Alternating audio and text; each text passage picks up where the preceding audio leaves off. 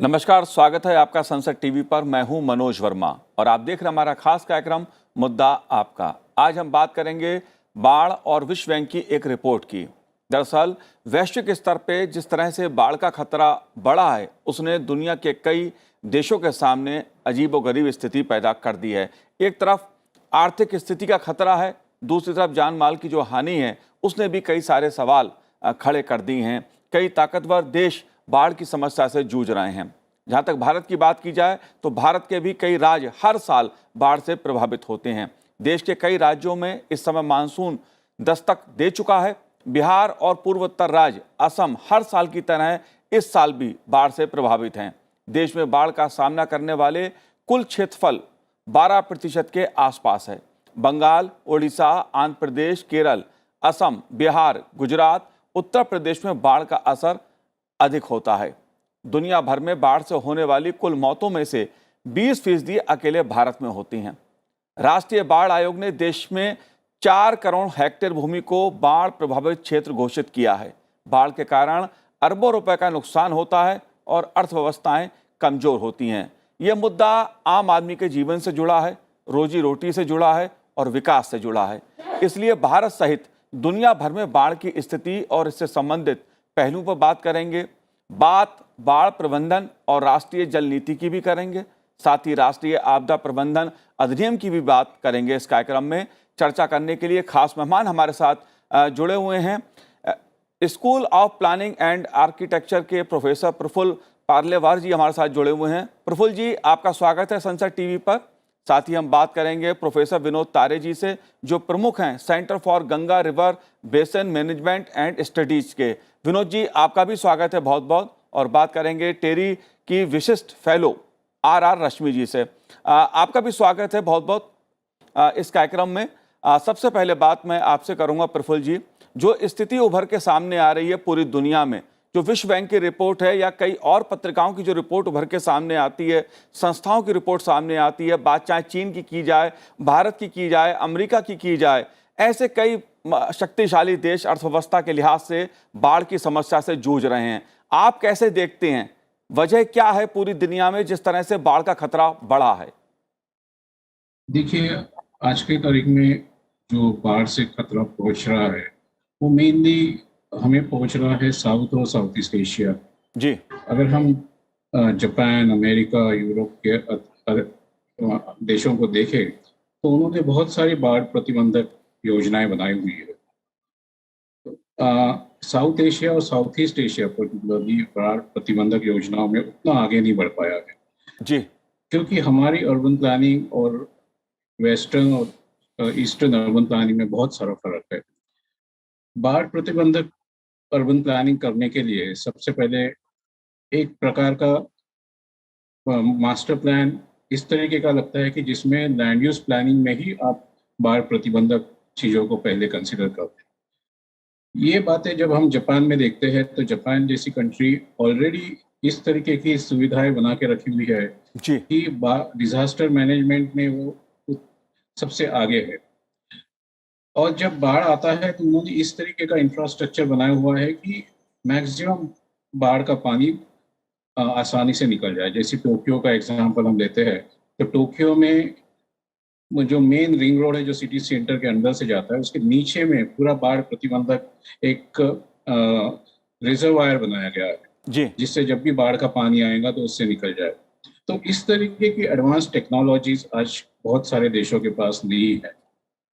एक ये टेक्नोलॉजीज नहीं होने की वजह से बाढ़ का खतरा बहुत ज़्यादा है। दूसरा, लोगों के पास एक प्रकार की प्रॉपर अर्बन प्लानिंग नहीं है। जिस तरीके से मैं कह रहा था कि एक मास्टर प्लानिंग और लैंड यूज प्लानिंग में हमने बाढ़ को से बचने के लिए अलग अलग तरीके का प्लानिंग करना चाहिए। फिर कुछ इनोवेटिव कॉन्सेप्ट्स जैसे अमेरिका हो गया, यूरोप हो गया, जापान में यूज़ किए जाते हैं, जैसे स्पॉन्ज सिटी हो गया। इस तरीके के कॉन्सेप्ट्स हमारे साउथ एशिया में या साउथ ईस्ट एशिया में नहीं यूज होते। तो इस वजह से जो बाढ़ के प्रॉब्लम्स बहुत बड़े हुए हैं हमारे हमारे साउथ एशिया में। तो मुझे ऐसा लगता है कि ये एक अर्बन प्लानिंग को अर्बन प्लानिंग को ढंग से प्लान करके इस खतरे से बचा जा सकता है। जी बिल्कुल, अर्बन प्लानिंग का तो एक सवाल है, लेकिन जलवायु परिवर्तन के खतरे के कारण जो स्थिति उत्पन्न दुनिया के सामने हुई है, विनोद तारे जी, आप कैसे देखते हैं इस समस्या को? हो सकता है किसी को बाढ़ की समस्या सामान्य लगे, लेकिन इस बाढ़ के कारण अरबों रुपए का नुकसान हर साल होता है, जान माल की हानि होती है। हम अपने ही देश में देखते हैं, बिहार और पूर्वोत्तर के असम को, कि जहां पर हर साल हजारों की संख्या में लोग, लाखों की संख्या में लोग प्रभावित होते हैं इससे। आप कैसे देखते हैं बाढ़ की समस्या को? ये बाढ़ की समस्या का मूल कारण हम क्लाइमेट चेंज से भले ही रिलेट करना चाहें, जी। परंतु मेरे को लगता है कि ये ज़्यादातर बाढ़ का जो मुद्दा है, वो ज़्यादातर लोकल इश्यूज़ पे है। और लोकल इश्यूज़ का मतलब मेरा ये है कि हमने नदियों का जो प्रबंधन है, वो ठीक से किया नहीं है। नदियों का प्रबंधन का मेरा मतलब ये है कि जब हम नदियाँ जो अर्बन क्षेत्र से या रूरल क्षेत्र से जब निकलती है, तो नदियों को जो रास्ता देना चाहिए, क्या वो हमने दिया है? क्योंकि जब हमारा डेवलपमेंट हुआ है, हाइवेज़ बनाए हैं, फ्लाईओवर्स बनाए हैं, उसमें जो जल का निकास हमें देना चाहिए, एक तो वो हमने नहीं किया है प्रॉपर्ली, बिकॉज़ उसमें कॉस्ट हम हमेशा कर्टल करते रहते हैं, पर ये नहीं सोचते हैं कि वो थोड़ी-सी कॉस्ट वहाँ कर्टल करने से फिर बाढ़ का जो प्रभाव होता है और जान-माल की जो हानि होती है, वो कहीं अधिक होती है। तो एक तो हमारा ध्यान इस पे भी देना चाहिए कि जब भी हम फ्लाईओवर्स और ये सब प्लान करें, उसमें इस मामले में कटौती ना करें। दूसरा जो ये है, हमारी मुख्य समस्या ये है कि जो जल रैपिडली फ्लो होता है, बहुत तेज गति से फ्लो होता है, उसको हम शिथिल कैसे कर सकें ताकि वही पानी धीरे-धीरे आ जाए। जी। तो जो भी हमने land use, land cover change देखा है और लैंड यूज़ का उपयोग जो हमने बदलते गए हैं, उसके कारण भी एक ये हुआ है कि जो हमारा फ्लो है, वो बहुत रैपिडली नदियों तक पहुँचता है या कहीं-कहीं पहुँच नहीं पाता है और वो फिर शहरों में इकट्ठा हो जाता है। तो एक कारण तो ये है कि हमने जल का निकास सही से रखा नहीं है और दूसरा ये है कि जहाँ हमको प्रॉपर्टी, मकान नहीं बनाने चाहिए थे, वहाँ बना लिए हैं।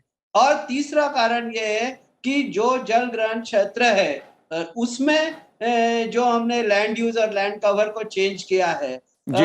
मेरे को लगता है वो भी एक इम्पोर्टेंट मुद्दा है। और अब हम ध्यान दे रहे हैं, आप देख रहे होंगे कि हर बार हर राज्य से राष्ट्रीय स्तर पे भी हम देखते हैं कि इतने पेड़ लगाने का उद्देश्य है। मेरे को लगता है वो कई कई हद तक इसको इसमें मदद करेगा। पर बहुत इम्पोर्टेंट चीज़ हमें ये है कि हम ये बाढ़ को बहुत ज़्यादा जलवायु से रिलेट कर लेना और ये कह देना कि जो ग्लोबल स्तर पे नहीं हो रहा है तो हम क्या करेंगे, बट मेरे को लगता है जलवायु परिवर्तन अपने आप में है, जी। बट बाढ़ का जहाँ तक ये है और इसीलिए आप रिपोर्ट में भी देखेंगे वर्ल्ड बैंक के कि वो कुछ ही एरियाज में बहुत ज्यादा प्रभाव है। यदि जी। कुछ ही एरिया में प्रभाव है, ग्लोबल वार्मिंग का या क्लाइमेट चेंज का परिवर्तन तो सब जगह होना चाहिए, क्यों खाली फ्लड ही किसी पर्टिकुलर रीजन में है? तो यदि आप वो देखेंगे तो कहीं ना कहीं लोकल इश्यूज ज्यादा इंपॉर्टेंट है, लोकल जो बदलाव लाए हैं वो जी। ज्यादा महत्वपूर्ण है। जाहिर तौर पे लोकल स्थानीय कारण इसके हैं। मैं ये भी मानता हूं कि खास तौर से अगर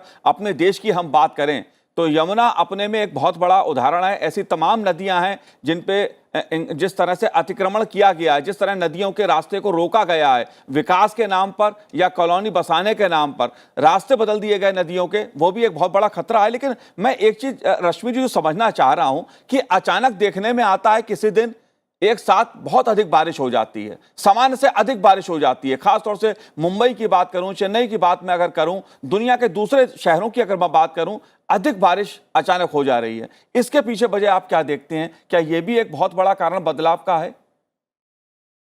धन्यवाद वर्मा जी। सबसे पहले आपका अनुग्रह कि आपने मुझे बुलाया। जी। तो आपने जो सवाल पूछा है कि ये जलवायु परिवर्तन के चलते ये बाढ़ों का खतरा बढ़ रहा है क्या?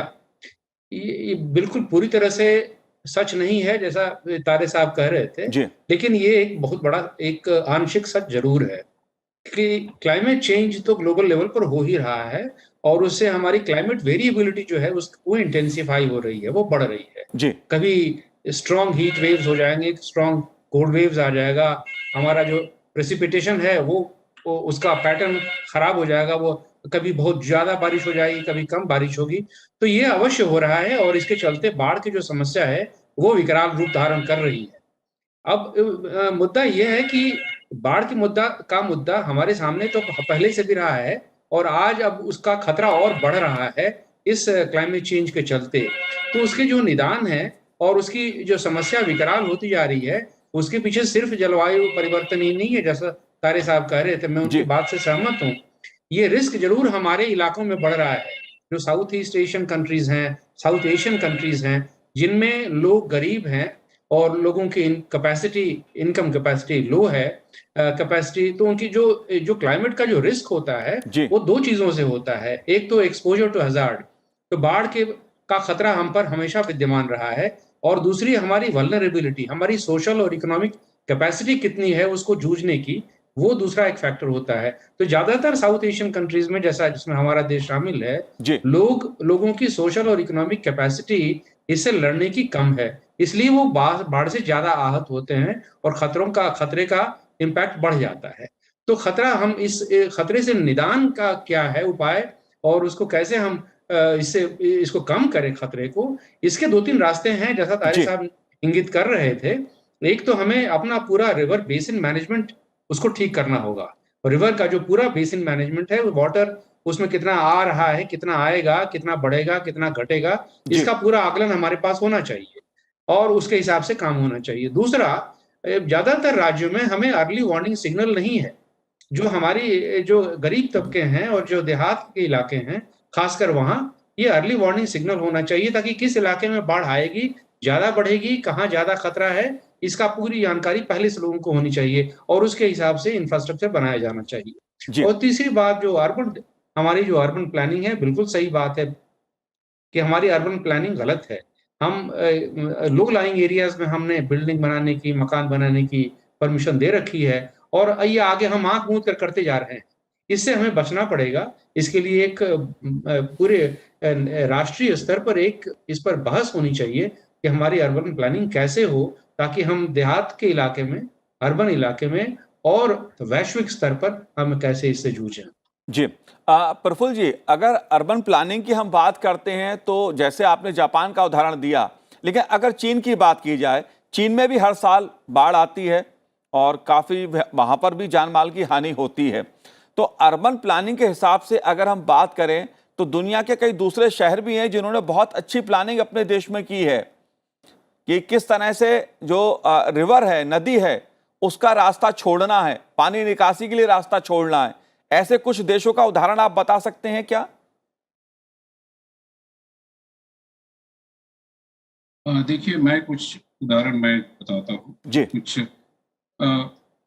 एक जो बात अभी तारे साहब ने और रेशम जी ने बताई, एक अर्बन फ्लड मैनेजमेंट की बात बताई। जी एज एन अर्बन प्लानर हम लोग क्या करते हैं कि हम लोग किस तरीके से शहर का इंफ्रास्ट्रक्चर, शहर का लैंड यूज प्लान करके फ्लड मिटिगेशन कर पाए, तो हम लोग आगे का इंफ्रास्ट्रक्चर प्लान करते हैं। तो बहुत सारे ऐसे शहर हैं इस दुनिया में जिन्होंने उत्तम उदाहरण किए हुए हैं, जैसे टोक्यो एक पकड़िए, क्योतो एक पकड़िए, उसके बाद में आप शिकागो जाइए, शिकागो में आप देखेंगे कि बहुत नए तरीके के टेक्नोलॉजीज यूज हुई है। तो एक टेक्नोलॉजी तो ये हम सबको पता है कि किस तरीके से बनाई जाती है, लेकिन वो टेक्नोलॉजी का इम्प्लीमेंटेशन अर्बन प्लानिंग में बहुत इंपॉर्टेंट मुद्दा होता है। जैसे मैं आपको जापान का एग्जांपल बता रहा था कि जापान ने रिंग रोड के नीचे पूरा एक अंडरग्राउंड रिजर्वायर बनाया हुआ है, साथ में जिससे जो भी फ्लड का वाटर आता है बहुत बड़े एक चैनल के थ्रू निकल जाता है। लेकिन इसे इम्प्लीमेंट कैसे करें? तो बहुत सारे जो शहर है दुनिया में, जैसे अगर आप शिकागो देखते हैं, वॉशिंगटन डीसी देखते हैं, इन्होंने पब्लिक प्राइवेट पार्टनरशिप के मॉडल्स डेवलप किए हैं कि जिससे इंफ्रास्ट्रक्चर बहुत आसानी से बनाया जाए। तो हमारे अर्बन प्लानिंग में आज की तारीख में इस तरीके के प्राइवेट पार्टिसिपेशन के मॉडल्स कम होने की वजह से हमारे पास फंड्स होते हुए भी और फंड्स ना होते हुए भी हम उसको इम्प्लीमेंट नहीं करते। जी तो हमें अगर दुनिया के बहुत सारे अलग अलग शहरों में अगर देखते हैं जो इनोवेटिव मॉडल्स डेवलप किए गए हैं, तो हमें भी आज के तारीख में उस तरीके के मॉडल्स बनाने की जरूरत है।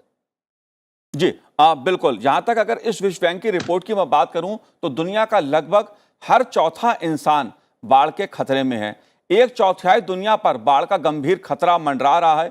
गरीब देशों में खतरा अधिक है और बाढ़ के कारण हर साल दुनिया भर में अरबों रुपए का नुकसान होता है। मैं आपसे जानना चाहूंगा विनोद जी, क्योंकि रूम फॉर द रिवर इसको लेकर नीदरलैंड में बहुत अच्छा काम हुआ है और हमारे देश के कई मुख्यमंत्रियों ने जाके वहां पर अध्ययन भी किया है। दुनिया के दूसरे देशों ने भी उस पर अध्ययन किया है। आप कैसे देखते हैं जब हम नदी के रास्ते की बात कहते हैं कि नदियों को रास्ता मिलना चाहिए, एक बड़ा मुद्दा हमारे देश में रहा है। साथ ही नदियों को जोड़ने की एक मुहिम भी देश में शुरू हुई, उस पर भी काम हो रहा है। आप इन पहलुओं को कैसे देखते हैं?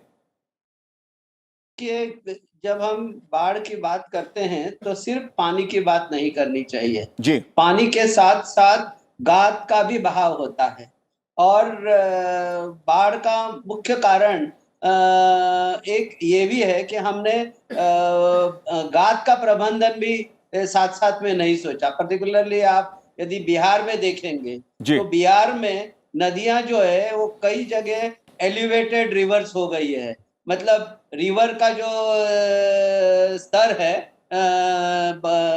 बेस का, वो उसके अगल बगल के क्षेत्र से ऊपर हो गया है। और इसका मेन मुख्य कारण यही है कि हमने गाद के प्रबंधन का भी ध्यान नहीं दिया। चाहे हमने बैराजेस बनाई हैं या डैम्स बनाए हैं, तो उसके में ये होता है कि पानी तो बह जाता है पर गाद नहीं बह जाती, और गाद का जो डिस्ट्रीब्यूशन है वो नहीं हो पाता है। तो एक सबसे बड़ी मुख्य तो बात हमें यह सीखना है कि बाढ़ का मतलब सिर्फ पानी का नहीं है। पानी के साथ साथ बहने वाली सिल्ट, सैंड और जो भी मटेरियल होता है, जी वो भी नदी का एक काम होता है कि हर जगह उसको सही तरीके से डिस्ट्रीब्यूट करे। तो हमने उसमें भी बहुत ये किया है। दूसरा, जैसे आपने कहा कि नीदरलैंड्स वगैरह में, तो उन्होंने आप लोकल लेवल पे देखेंगे, उन्होंने बहुत अच्छा पानी का नेटवर्किंग करके रखा है, या जल के जो संसाधन है उसका।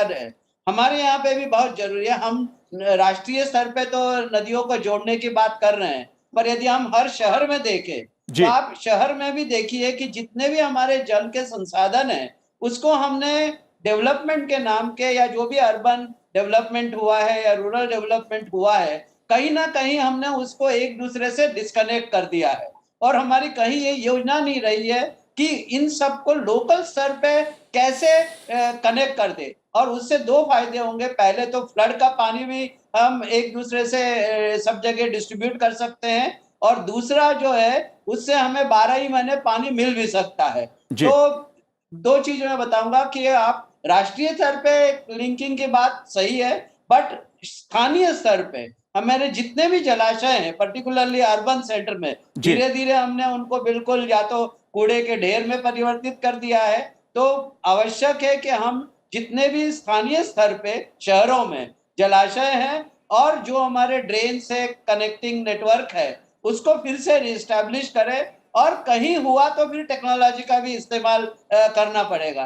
तो जो भी हमने व्यवस्था की है अर्बन में, उसमें जहां जहां भी हमने डिस्कनेक्ट कर दिया है वाटर बॉडीज को एक दूसरे से, उनकी कैपेसिटी कम कर दी है, या फिर उसमें गाद भर गया है, तो ये एक हमारी हर साल की रेगुलर प्रबंधन में आना चाहिए कि इस व्यवस्था को हम मेंटेन करते रहे, ताकि पानी का जो प्रवाह है, जब हम चाहे जैसे चाहे एक तरफ से दूसरे तरफ उसको कर सके। जी तो ये मेरे को लगता है स्थानीय स्तर पे बहुत आवश्यक है। और पानी के साथ साथ गाद का प्रबंधन भी उतना ही आवश्यक है, क्योंकि स्वाभाविक है, पर गाद कोई ऐसी बात नहीं है, गाद हमारे खेतों के लिए जरूरी जी होती है। तो गाद का वितरण, गाद का डिस्ट्रीब्यूशन पानी के साथ साथ दोनों साथ में ध्यान रखना पड़ेगा। और जितने भी लोकल हमारी वाटर बॉडीज है, उसका प्रॉपर नेटवर्किंग करें लोकल स्तर पे। जी तो लोकल स्तर पे करेंगे तो फिर उसको अपवर्ड हम नेशनल लेवल पे जाहिर तौर पे नदियों के जो प्रबंधन की बात हम करते हैं तो उसमें केवल पानी नहीं आता है,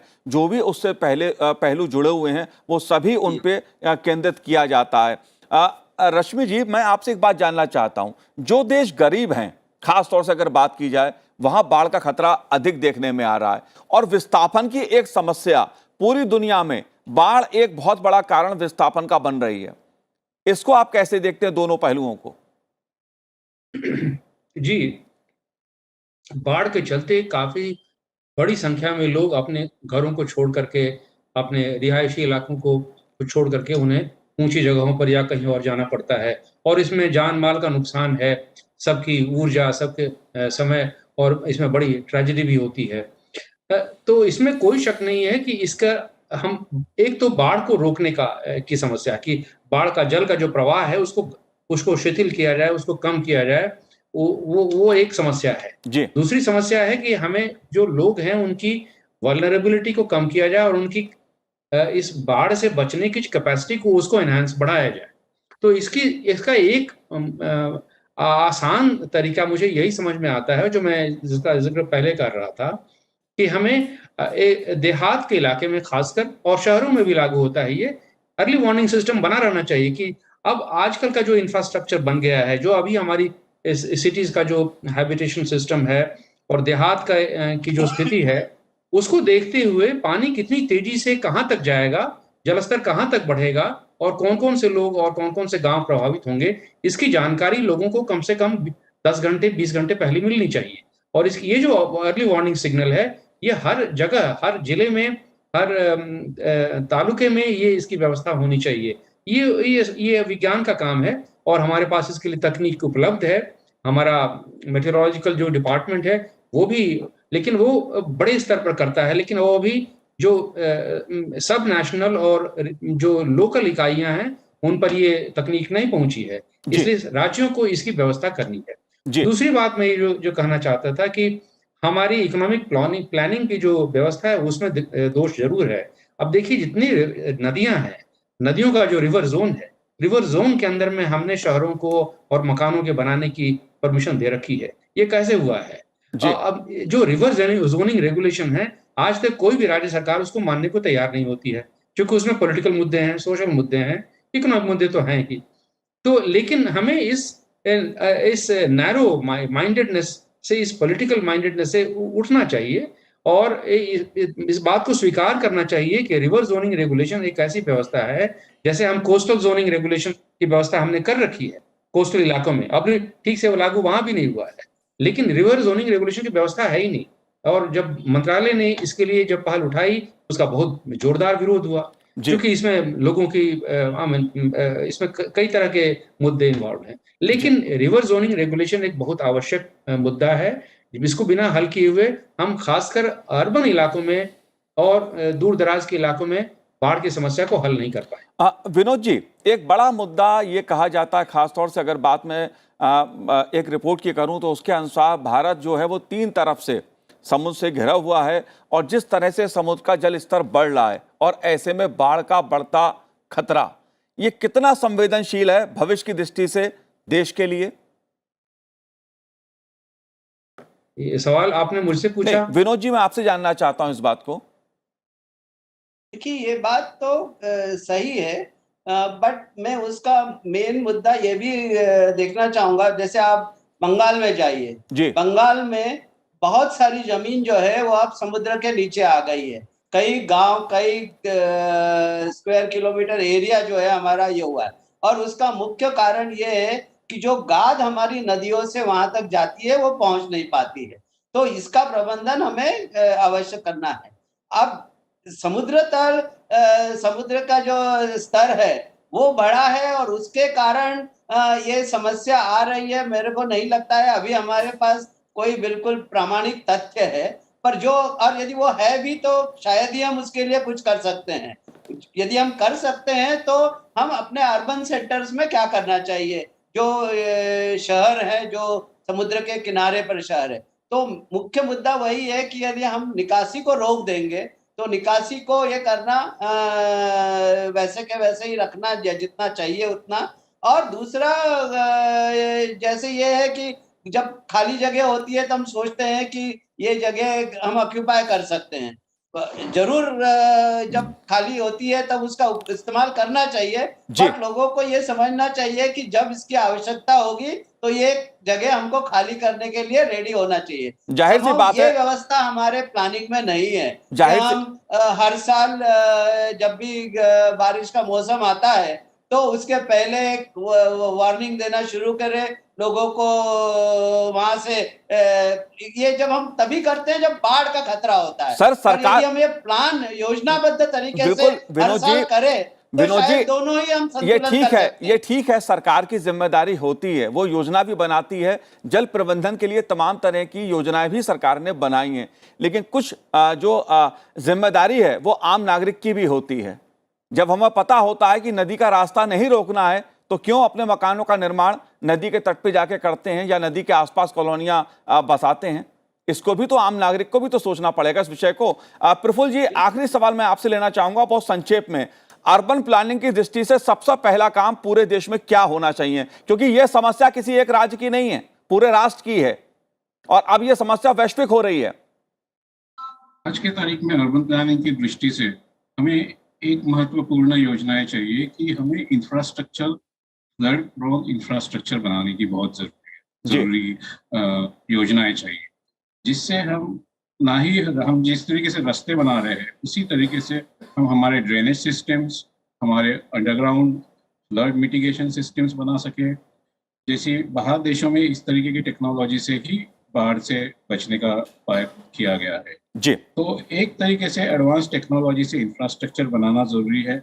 इसमें पैसा लगेगा लेकिन इसमें प्राइवेट पार्टनर्स को भी इंटीग्रेट किया जा सकता है, जैसे आज हम रोड बनाने में करते हैं। बिल्कुल जाहिर सी बात है, ये ऐसा एक मुद्दा है बाढ़ का जो वैश्विक स्तर पर एक बड़े खतरे के रूप में उभर के सामने आया है, जिसके चलते विकास प्रभावित होता है, लोगों की रोजी रोटी प्रभावित होती है, लोगों का जीवन प्रभावित होता है। इसलिए बाढ़ की समस्या के निदान के लिए सरकार और आम आदमी, जनता, सभी को मिलकर काम करना होगा। आप तीनों ने इस कार्यक्रम में भाग लिया, हमसे बात की, बहुत बहुत शुक्रिया हमसे बात करने के लिए।